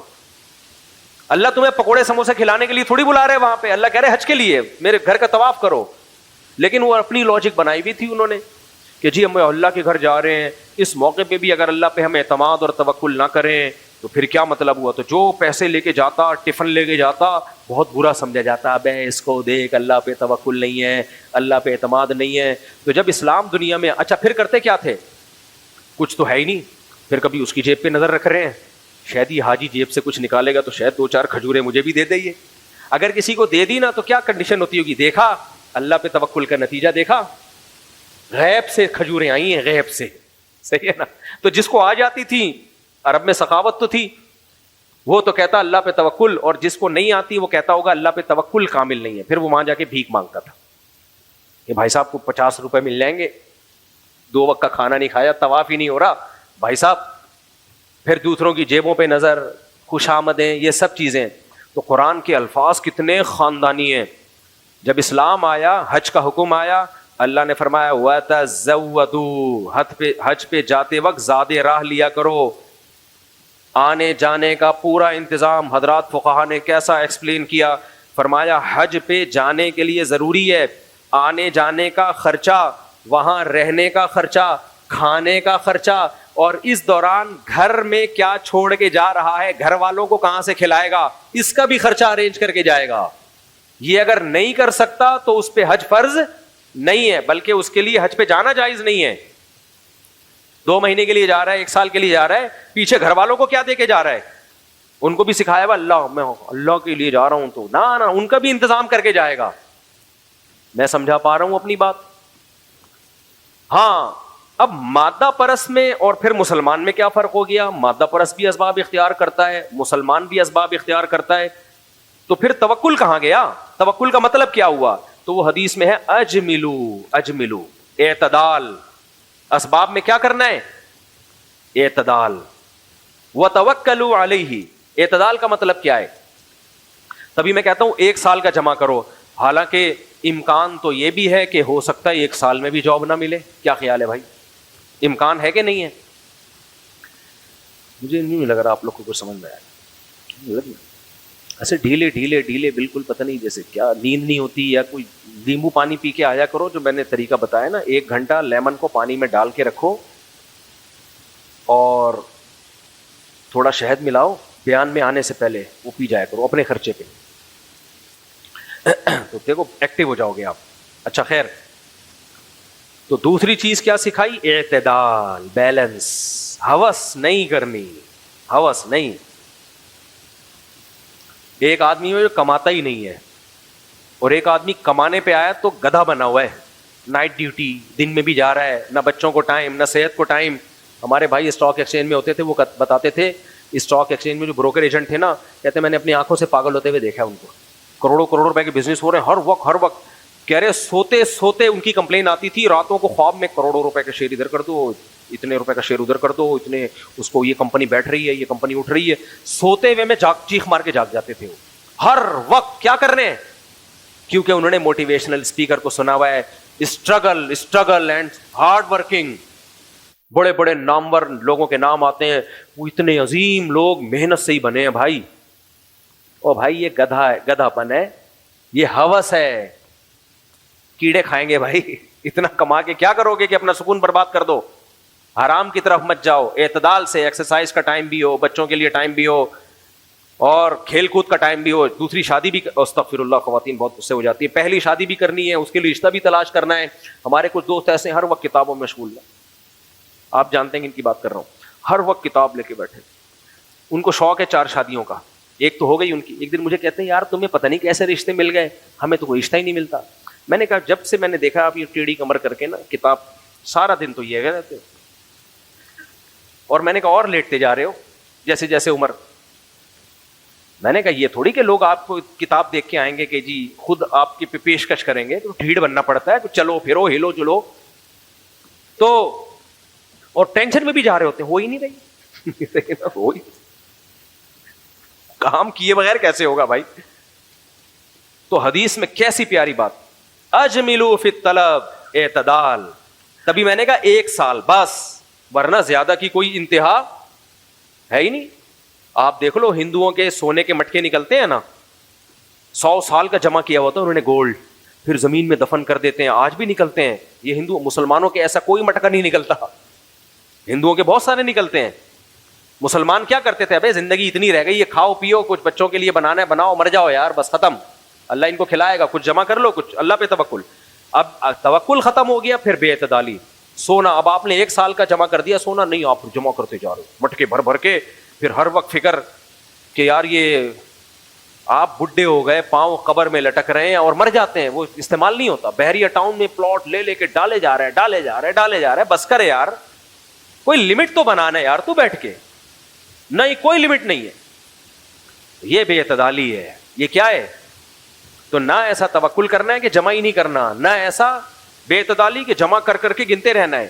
ہاں کچھ لوگ ایسے ہوتے ہیں جو بہت اعلیٰ درجے کا توکل ہوتا ہے, وہ 1 دن کا بھی نہیں رکھتے جیسے نبی صلی اللہ علیہ وسلم. لیکن علماء کہتے ہیں اس زمانے میں یہ توکل ہمارے لیے جائز نہیں ہے, کیونکہ آپ کی ازواج میں بھی بہت زیادہ توکل تھا. وہ پھر ایک یوں سمجھیں کہ ایک استثنائی صورت ہے, وہ ہر ایک کے لیے نہیں ہے, وہ میرے اور آپ کے لیے نہیں ہے, وہ ایک استثنائی صورت ہے. کچھ چیزیں پیغمبر کے ساتھ خاص تھیں, یہ بعض اعلیٰ درجے کے صحابہ جو بہت اونچا ایمان تھا ان کے ساتھ خاص تھے. تو اس شریعت کا اصول نہیں ہے. میں تو مفتی ہوں نا, تو میرا کام ہے اصول بیان کرنا. سمجھ رہے ہو کہ نہیں سمجھ رہے؟ اصول یہی ہے بھائی, جمع اتنا کرنا ہے جمع. اچھا اب میں اس اشکال کا جواب دیتا ہوں. لوگ کہتے ہیں پھر مفتی صاحب ذاتی مکان کے خلاف کیوں ہیں؟ میں ذاتی مکان کے خلاف ان کمبختوں کے لیے ہوں, استغفر اللہ, برا بلا کہہ رہا ہوں میں ان کمبختوں کو, کہ جن کمبختوں سے کرایہ نکلتا نہیں ہے مہینے کا. میرا جب بیان کیا نا کہ ذاتی مکان کی ہوس نہ کیا کرو, فکر نہ کیا کرو, تو لوگوں نے اس پہ کہا کہ بھائی ذاتی مکان تو ذاتی ہوتا ہے, کرائے کے مکان سے کبھی بھی نکال دیتے ہیں. تو اس پہ میں نے کیا کہا, کئی بار بتا چکا ہوں, بہت پیسہ اللہ نے دیا ہے نا, کھانا پینا اور یہ سب چیزوں سے بچ رہا ہے تو ذاتی بنا لو, ورنہ ذاتی مکان مہنگا بہت ہوتا ہے. تو متوسط درجے کی آمدن والے آدمی اگر ذاتی مکان بنانے کی فکر میں لگے گا نا, تو یہ نہیں کہ 1 سال تک کا اسٹور, کئی سالوں کی آمدن اس کو ہینڈ ٹو ماؤتھ چلنا پڑے گا, اور پھر 60-70 سال کی عمر میں جا کے ذاتی گھر بنائے گا. تو زندگی برباد کر دی کہ نہیں کر دی؟ تو اس لیے وہاں تو صحیح حدیث موجود ہے, نبی صلی اللہ علیہ وسلم کی صحیح حدیث ہے, بدترین چیز جس پہ انسان کا پیسہ خرچ ہو وہ تعمیر ہے. نہیں آئی سمجھ میں بات؟ کیا مطلب؟ یہ نہیں فرمایا کہ حرام ہے تعمیر پہ پیسہ خرچ کرنا, نہ, بدترین چیز. حدیث کے بدترین کا ایک مطلب ہوتا ہے, یہ وہ والا بدترین نہیں ہے جو اردو میں. اس کی مثال دیکھو, نبی صلی اللہ علیہ وسلم نے فرمایا شر صفوف الرجال آخرها وشر صفوف النساء اولها, مردوں کی بدترین صف نماز میں آخری ہے اور عورتوں کی بدترین صف نماز میں پہلی ہے. اب یہاں بدترین کا کیا مطلب ہے؟ اب آپ آخری صف میں آئے, دیر سے آئے, آپ نے کہا یہ تو سب سے بدترین صف ہے, تو اس صف میں تو کھڑے نہیں ہونا چاہیے, میں گھر جا رہا ہوں. نہ, بدترین کا مطلب کیا ہے؟ سب سے اینڈنگ والی, یعنی باقیوں کے مقابلے میں آنا تو ہے, لیکن یہ وہ شخص آخری صف میں آئے جو مجبور ہو. بہرحال نہ ہونے سے بہتر کیا ہے, بلکہ ضروری ہے کہ جماعت چھوڑنا جائز نہیں ہے, تو اصل میں پہلی صف ہے. لیکن اگر کوئی مجبوری ہے نہیں ہوا تو پھر سب سے آخر میں کون سی ہے؟ آخری صف ہے, وہ آنا تو پھر بھی پڑے گا. تو حدیث میں جو آتا ہے صحیح حدیث ہے, بدترین چیز جس پہ انسان کا پیسہ خرچ ہو وہ تعمیر ہے. کیا مطلب؟ یہ سب سے لاسٹ میں رکھو, یہ پیٹ بھرے ہوئے لوگوں کا کام ہے, جن کی توندیں کیا ہیں, بھری ہوئی ہیں, بچوں کی اسکول کی فیسیں بھی نکل گئی, کھا پی بھی لیا, پراٹھے بھی پھوڑ دیے, انڈے بھی, دیسی گھی بھی, مچھلی بھی, بادام بھی, پستے بھی, لائف کو انجوائے کر رہے ہیں. ایسے بہت سے لوگ ہیں, پھر بھی پیسہ بچ رہا ہوتا ہے. پھر ادھر ادھر پھینکنے کے بجائے بہتر کیا ہے؟ گھر بنا لو یار, ذاتی گھر بنا لو, اچھی بات ہے, انجوائے کرو لائف. اب ایک آدمی نے میرے بیان پہ کہا یہ ذاتی گھر کے خلاف ہے, مفتی صاحب کرائے کی گھر پہ رہو نا, پتہ چلے کرایہ ادا کرنا کتنا مشکل ہے. مجھے فون کیا, میں نے کہا کرایہ تیرے سے ادا ہو نہیں رہا ہے اور تو گھر بنائے گا ذاتی. وہی ایک دم اس کے سافٹ ویئر اپڈیٹ ہو گئے, کہہ رہے یار بات تو صحیح ہے, یہ تو میں نے سوچا ہی نہیں تھا. کرایہ تیرے سے نکل نہیں رہا اور اب تو ذاتی گھر کی فکر کرے گا تو ڈپریشن کے علاوہ کچھ حاصل ہوگا؟ بنا لے گا گھر, یہ بنا لیتے ہیں لوگ جوڑ کے, لیکن زندگی کو جو انجوائے کرنے کا ٹائم ہے وہ تو میرے بھائی 40-50 سال تک ہے, اس کے بعد تو آڑے ترشے ہونا شروع ہو جاؤ گے. جو زندگی انجوائے کرنے کا ٹائم تھا وہ سارا دیواروں, اینٹوں اور سریے میں تھوپ دیا, اور اب قبر میں پاؤں لٹکے ہوئے ہیں تو گھر بنا لیا اور بڑے خوش ہیں, ماشاءاللہ میں نے کیا کر لیا, گھر بنا لیا. تو مالداروں کا کام ہے, پیسہ اللہ دے دے تو بنا لو, نہیں تو کرائے پہ انجوائے کرو, دوسروں کی حماقت کا فائدہ اٹھایا کرو. جس نے کروڑوں روپے دیواروں اینٹوں پہ لگائے نا, اس کو تھوڑا سا کرایہ دے کے اس کے گھر میں رہا کرو. آئی بات سمجھ میں؟ یہ تو میں تو خود ابھی بھی اب تک میں کرائے پہ ہی رہ رہا ہوں, تو میں تو کہتا ہوں کس طرح بیچاروں نے پیسہ بنا کے گھر بنایا یار, اور ہم کرایہ دے کے اس میں رہ رہے ہیں. لوگ اس پہ اعتراض کرتے ہیں, کرائے کے گھر سے نکال دیا تو کیا ہوگا؟ کچھ بھی نہیں ہوگا, دوسرے گھر میں چلے جانا, کچھ بھی نہیں ہوگا, اتنی بڑی ٹینشن نہیں ہے. کرایہ دینے کی طاقت ہونی چاہیے, دوسرے گھر میں چلے جانا. پھر لوگ کہتے ہیں کہ جو ہے وہ کرایہ دار مالک مکان کی ٹینشنیں بہت ہوتی ہیں. مالک مکان کی ٹینشنیں کم ہیں, کرایہ داروں کی ٹینشنیں زیادہ ہیں. میں نے ارادہ کیا میں اگر اپنا گھر بناؤں گا کبھی بھی کرایہ دار کو تو سوال ہی پیدا نہیں ہوتا میں دوں, کیونکہ میں بیوقوف تھوڑی ہوں. بیڑا غرق کر کے چلا جاتا ہے وہ. ایماندار کرایہ دار ملتا کہاں ہے آپ کو؟ کرایہ دار تو اس کے گھر کو اس کا گھر سمجھ کے استعمال کرتا ہے, ایسی کی تیسی کرتے ہیں. اپنے گھر میں بڑی مسئلے ہوتے ہیں کہ یہ لکیر نہ کھینچ دو اس پہ, بچے کا دیوار پہ بدوس. کرایہ دار کے گھر کو تو جن بھوت بنا کے لوگ نکلتے ہیں, اور کلر کے پیسے بھی اسی سے مانگ رہے ہوتے ہیں. نل کا ٹوٹ گیا تو سیدھا کرے گا اس کو. انجوائے کرو میرے بھائی. اور ایک آخری بات کر کے بس بیان کو ختم کرتا ہوں.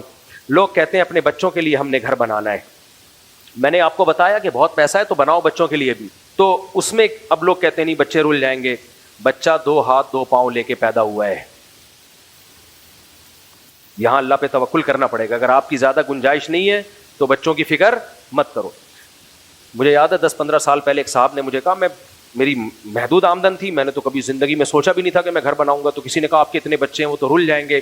میں نے کہا دیکھو میرے باپ نے بڑی محنت کر کے میرے لیے گھر بنایا تھا, ہمارے والد صاحب نے بڑی محنت کی اور ذاتی گھر بنایا کہ بچوں کے کام آئے گا. میں نے کہا انہوں نے اس لیے بنایا تھا کہ میرے بچوں کو ٹینشن نہ ہو. اب اگر میں اپنے بچے ہوتے ہی ٹینشن لینا شروع کر دوں تو میرے باپ نے جو پیسہ خرچ کیا اس کا تو کوئی فائدہ نہ ہوا. انہوں نے تو اس لیے خرچ کیا تھا کہ بچے کو ٹینشن نہ ہو, اور بچہ اپنے بچوں کی ٹینشن لے رہا ہے. پھر میرے بچے اس گھر میں انجوائے کرنے کے بجائے اپنے بچوں کی ٹینشن میں گھر کا سوچیں گے 20-30 سال. تو یہ سکون میں کون آئے گا؟ تو میں نے کہا میں اپنے بچوں کے بجائے اپنے باپ کے بچے کا سوچتا ہوں. بہت گہری بات ہے, بہت گہری بات. میں نے کہا میں اپنے بچوں کا اس لیے نہیں سوچ رہا کہ میں اپنے بچوں کا سوچوں گا اس کا مطلب میں اپنے باپ کے بچوں کو بھول گیا ہوں. یعنی میں خود اپنے, ارے میرے باپ نے تو اس لیے ٹینشن اٹھائی نا کہ میں ٹینشن فری ہوں, اور ابا کے مرتے ہی میں اپنی اولاد کی ٹینشن لینا شروع کر دوں تو ٹینشن فری کہاں سے ہوا میں؟ تو میرے ابا کا پیسہ تو برباد ہو گیا. تو میں نے کہا میں بچوں کی ٹینشن اس لیے نہیں لیتا کہ میں اگر بچوں کی ٹینشن لوں گا تو میرے ابا کے بچے کو ٹینشن ہوگی, تو ابا کا پیسہ کیا ہوگا؟ ضائع. اس لیے میں ٹینشن, پیسہ دیا تو بناؤ بھائی. تو اب کھوپڑی یعنی بات سمجھ میں آئی ہے اب اچھی طریقے سے کہ توکل کا مطلب کیا ہے, اور یہ ذاتی گھر بنانے کے میں خلاف کیوں ہوں. پیسہ دیا تو بناؤ, لیکن نارمل لوگوں, متوسط لوگوں کے پاس کم از کم کراچی میں اتنا پیسہ نہیں ہوتا. وہ ساری زندگی عذاب میں لگا دیتے ہیں اور قحط میں رہتے ہیں, پھر جا کے 50-60 سال میں جب قبر میں پاؤں لٹکے ہوئے ہوتے ہیں, گھر بنا کے خوش ہوتے ہیں, تھوڑی دیر میں جنازہ اٹھتا ہے, بچے وہ گھر کے ٹکڑے بخیے کر کے پھر اپنے بچوں کی فکر میں لگ جاتے ہیں. تو آخری جو قیامت والا انسان پیدا ہوگا شاید وہ ٹینشن سے بچا ہوا ہو. اللہ عمل کی توفیق عطا فرمائے. اذان کے فوراً بعد جماعت کھڑی ہوگی, سنتوں کے بعد تھوڑی دیر سوال جواب کا سیشن ہو. آج جو میں بیان لے کے چلا تھا نا, تھوڑا سا اس ٹاپک پہ آ جاتا ہوں تاکہ جب دوبارہ بیان ہو تو کنٹینیو وہیں سے شروع کروں. میں بیان میرا اس پہ شروع ہوا تھا کہ آپ جس کے ذمہ کوئی کام لگائیں نا, تو وہ کام اگر پورا کر کے دے گا تو آپ اس کو اجرت دیں گے. وہ کام نہ کرے اور ایموشنل ہو جائے اور ادھر ادھر کی باتیں شروع کر دے تو آپ اس کو اجرت نہیں دیتے. تو ہمارے ہاں دین کا تصور یہ ہے کہ جو کام اللہ نے ہمارے ذمہ لگایا ہے وہ کام تو کرنا نہیں ہے. سورہ معارج میں جو اللہ نے نیک بندوں کی صفات بیان کی ہیں, معاہدوں کی پابندی کرتے ہیں, نماز کی پابندی کرتے ہیں, بے حیائی سے بچتے ہیں, ان چیزوں پہ اجر ملے گا. اب یہ چیزیں ہیں نہیں, رسومات آ گئی ہیں. محرم کی الگ رسومات ہیں, سفر کی الگ رسمیں ہیں, ربیع الاول کی الگ رسمیں. تو ایموشنل ہو رہے ہیں ہم کہ نبی کی محبت میں, اہل بیت کی محبت میں, یہ تو اس سے ہم پہ تو اثر پڑتا ہے, ایک دوسرے کو ہم متاثر کر لیتے ہیں. اللہ تعالیٰ ان باتوں کی بیس پہ اللہ نے جو اصول اور ضابطہ بیان کیا, اللہ اصول ضابطے کو چینج نہیں کرے گا. اللہ کہے گا الحمد سے لے کے والناس تک جو اہل ایمان کی صفات میں نے بیان کی تھی ان کو تم نے فوکس کیا نہیں, دائیں بائیں جو مرضی کرتے رہو تو اللہ پہ کوئی فرق نہیں پڑے گا اس سے, جو مرضی کرتے رہو. تو ہم لوگ بھی اللہ کو نا ایموشنل بلیک میلنگ کر رہے ہوتے ہیں. اللہ مجھے نبی سے اتنی محبت ہے, دیکھ میں نے اتنی بتیاں لگا دی اور حلوے بھی بانٹ رہا ہوں, وہ کھلا بھی رہا ہوں, میں نبی کا عاشق, نبی سے محبت. اللہ کہے گا نماز 5 ٹائم پابندی سے پڑھی ہے, عقیدہ توحید کا تھا, صلہ رحمی کی, رشتہ داری جوڑی تو نے, اور معاہدوں کی پابندی کی, لوگوں کو تکلیف سے بچایا. نبی نے فرمایا وہ شخص مومن نہیں جس کی زبان اور ہاتھ سے دوسرے مسلمان محفوظ نہیں. راستے آپ نے بند کر دیے, لوگوں کو تکلیف ہی تکلیف. تو اب آپ جتنا بھی ایموشنل ہو جائیں, اچھلیں کودیں, ڈھین ڈھین یہ کرتے رہیں, بھائی خوب سمجھ لو, خوب سمجھ لو, اللہ کو آپ متاثر نہیں کر سکتے. اللہ وہ صفات سے متاثر ہوتا ہے جو صحابہ کرام کی تھیں, ایمانداری سے تجارت, 5 ٹائم نماز, جو اللہ کے بتایا ہوا ذکر ہے وہ ذکر, اللہ کا بتایا ہوا درود وہ پڑھیں پابندی سے, اور معاہدوں کی پابندی کریں, لوگوں کو تکلیف سے بچائیں, انسانیت کے لیے خیر خواہ بنیں. پتہ ہے آپ کو ہمارے نبی صلی اللہ علیہ وسلم ممبر پہ بھی آپ کی جو خطبہ ہے نا, آپ کی جو تقریر ہے وہ بھی بہت ہی نرم لہجے میں ہوتی تھی. کبھی کبھار آپ کی آواز اونچی ہوتی تھی اور آپ کا ہاتھ اس سے زیادہ اونچا نہیں جاتا تھا. اس طرح جب آپ کسی بات کو جوش سے بیان کرتے تو ایسے بس.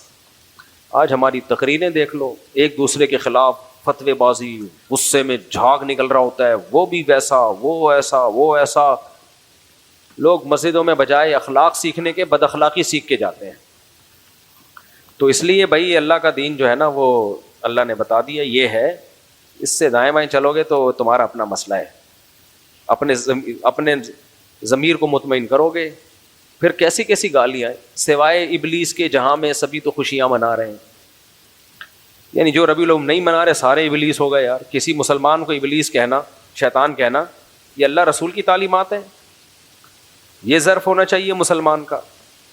سب کو ابلیس کہتی ہے, جس کے گھر میں بتیاں نہیں ہیں وہ بھی ابلیس ہو گیا. پورا سعودی عرب ابلیس ہے, جو مکہ مدینہ ہے وہی ابلیس ہو گئے. کمال ہے یار. لوگ کہتے ہیں ابھی نجدیوں کی حکومت ہے، تو جب حکومت نہیں تھی تو کون سا مناتے تھے وہ؟ سعودی عرب میں تو کبھی بھی نہیں منایا جاتا، جب ترکوں کی حکومت تھی تو بھی ربیع الاول نہیں منایا جاتا تھا. یہ تو ہم لوگوں نے بنایا خود ہی، ایک نئی چیز مارکیٹ میں لے آئے ہم. ہمارا پاکستان کا اسلام محرم میں الگ ٹائپ کا، سفر میں الگ ٹائپ کا، اور ربیع الاول میں الگ ٹائپ کا. تو میں تو یہاں بیٹھا رہا ربیع الاول میں نا 12 تاریخ کو، مجھے لڑکوں نے بتایا آپ کو پتہ ہی نہیں شہر میں کیا ہنگامہ آ رہی ہے. میں نے کہا ہمیں تو نہیں پتا. کہہ رہے ہیں آپ کو پتہ ہی، کوئی ایسا ہی مزہ آ رہا ہے.